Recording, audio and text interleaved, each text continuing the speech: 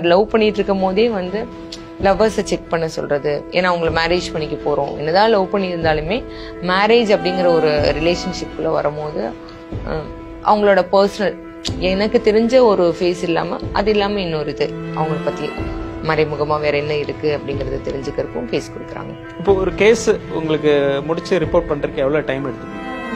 ஒவ்வொரு கேஸ் பொறுத்துங்க. நார்மலா 15 days அப்படிங்கறது நாங்க ஒரு ஏன்னா இது வந்து பணம் சம்பந்தப்பட்ட விஷயம். ஸோ ஒரு குறிப்பிட்ட அந்த ஒரு 15 நாள் அப்படிங்கறது நாங்க வச்சிருக்கிறது வந்து இதனாலனா ஒரு 15 நாள்ல ஒருத்தவங்க ஒரு ரெகுலரா அவங்களோட ஆக்டிவிட்டிஸ் ஃபாலோ பண்றோம் அப்படிங்கும் போது தெரிஞ்சிடும். ஒருத்தரோட லைஃப் ஸ்டைல் தெரிஞ்சிடும். அவங்க ஒரு ஒர்க்கிங்ல இருக்காங்க இல்ல பிசினஸ்ல இருக்காங்க அப்படின்னா அந்த 15 days இதுல வந்து அதுல நம்ம 100% ஃபுல்ஃபில் பண்ண முடியுமான்னு கேட்டா இல்லைன்னு தான் நான் சொல்லுவேன். பட் மேக்சிமம் நம்மளுக்கு அது ரீச் பண்ண முடியும். அதை தாண்டியும் இருக்கு. 15 days இல்லாம பத்தாது நம்மளுக்கு. இல்லை இன்னும் கொஞ்ச நாள் பார்க்கணும். இல்லை நம்ம கிட்ட வர கிளைண்டோட எக்ஸ்பெக்டேஷன் என்ன இருக்குங்கிறது பொறுத்து இருக்கு. அவங்க வந்து எந்த லெவல் வரைக்கும் கேட்குறாங்க அப்படிங்கறத பொறுத்த வரைக்கும் நம்ம பார்க்க வேண்டியது.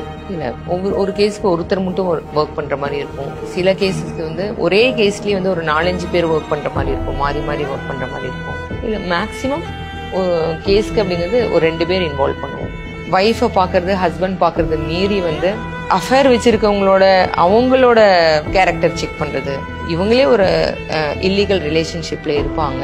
அதுல ஒரு டவுட் வரும். அவ எங்கிட்ட மட்டும் தான் பழக்கத்துல இருக்காளா இல்ல வேற யார்ட்டையாச்சும் பழக்கிறாளா இல்ல இவ எங்கிட்ட மட்டும் தான் பழக்கத்துல இருக்காளா வேற யார்ட்டையாவது பழக்கம் அந்த மாதிரி ஹஸ்பண்ட் பத்தி சந்தேகப்படுறது வைஃபை பத்தி சந்தேகப்படுறது. அப்படி சந்தேக கேஸ் மட்டும் இல்லாம இந்த மாதிரி பேரண்ட்ஸ் குழந்தைகளை பத்தி பார்க்க சொல்றது. அவங்களோட ஆக்டிவிட்டீஸ்ல நம்ம பார்க்கும்போது நிறைய பேர் அடிக்டா இருப்பாங்க. ஸோ அந்த மாதிரி டவுட் வந்து நம்மகிட்ட கேஸ் கொடுப்பாங்க. அப்புறம் பிசினஸ் பார்ட்னர்ஸ் இருப்பாங்க இல்லைங்களா, அதுல வர அவங்களுக்குள்ள இருக்கிற சின்ன சின்ன மனசங்கடங்கள் இல்லைன்னா மிஸ் அண்டர்ஸ்டாண்டிங். ஸோ அது சம்பந்தமா பார்ட்னர்ஸ் செக் பண்றது அந்த மாதிரி கேஸ் வரும். இல்லை நம்ம பார்ட்னர்ஸ் செலக்ட் பண்றோம். ஒரு கம்பெனி ஒரு பிசினஸ் ஸ்டார்ட் பண்ண போறோம், அதுக்கு நம்ம ஒரு பார்ட்னர் எடுக்கிறோம் அப்படின் போது அந்த பார்ட்னரோட பேக்ரவுண்ட் என்ன, அவங்க சொல்ற அந்த டீட்டெயில்ஸ் கரெக்டா அப்படிங்கிறது.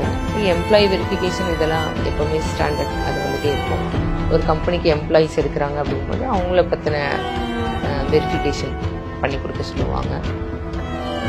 ஸோ இந்த மாதிரி இதுதான் அப்படின்னு குறிப்பா இல்லாம இப்போ ஒரு விஷயத்த உண்மையை கண்டுபிடிக்கிறதுக்கு எந்த மாதிரியான டெக்னிக்லாம் யூஸ் பண்ணுவீங்க? தொடர்ந்து அவங்கள வந்து நம்ம கண்ணால பாக்குறோம். ஒரு விஷயத்தையும் தொடர்ந்து அவங்கள ஃபாலோ பண்றோம். ஸோ அவங்களோட நிழல் மாதிரி நாங்க பண்ற விஷயம் அப்படின்னா அவங்களோட நிழல் மாதிரி அவங்கள பின்தொடர்றோம். பட் ஆனா அவங்களுக்கு தெரியாது நம்ம அவங்க பண்ற ஒவ்வொரு விஷயத்தையும் பாக்குறோம். இதெல்லாம் வந்து அவங்களுக்கே தெரியாம பண்ற விஷயம் அது.